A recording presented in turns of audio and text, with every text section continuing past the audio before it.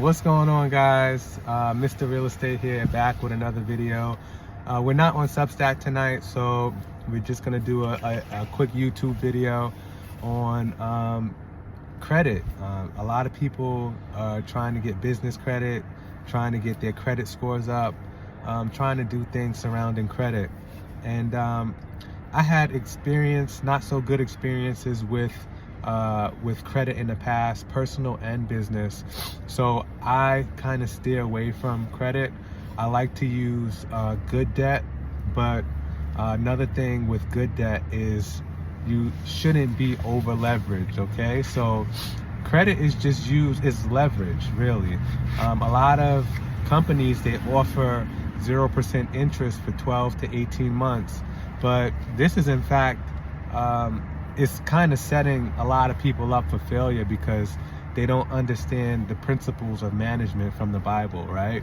If you don't understand management, and especially if you're young, credit is not really a great thing for you until you can understand finances and money management, and then you can take advantage of the offers that the creditors have for you.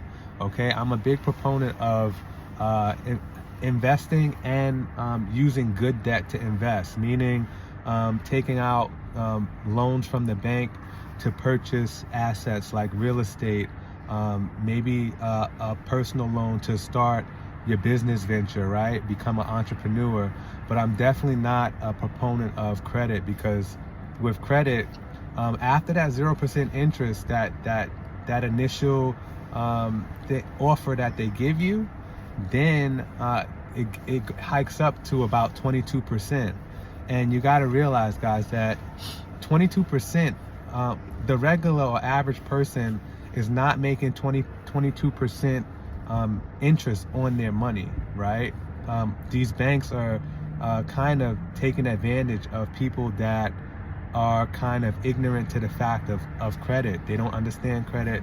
They don't understand credit utilization, about the 30% rule that you should be using. They don't know when to pay the funds back. They don't have the means to pay it back, right? So for the average person, credit is kind of like a trap, right? But if you're a good manager, then you can use credit to your advantage, okay? So I would say use leverage, which is you go to the bank, you get a loan, get an asset like a duplex, a quadplex to start, get an FHA loan, and then use that to bring in cash flow every month. And another thing is, you don't want to be over leveraged, right? So you don't want a lot of debt, so much debt that you don't have any cash to cover any emergencies, just in case anything happens, right? That's what they mean by over leverage, right? You have a lot of good debt, but good debt is good, but if you have a lot of properties and a lot of assets and you don't have any cash, that means that you're house poor, meaning all of your money is into assets.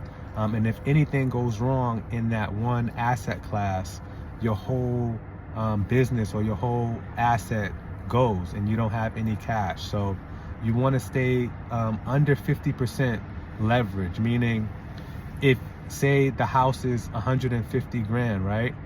You want to stay at least at 75 grand to the bank, that's owed to the bank. So you won't be over leveraged with the bank, okay? So you can have some wiggle room. All right, that's the I guess the teaching for today is don't over leverage yourself, one. Number two, if you're gonna get into credit, get into good debt, get into good leverage where you have an asset that's paying you every month. Don't try to use credit cards unless you're really, really good at money management and managing your finance, because you're basically setting yourself up for failure if you go out there and you try to get business credit and you try to rack up, 100 grand, 150 grand worth of credit.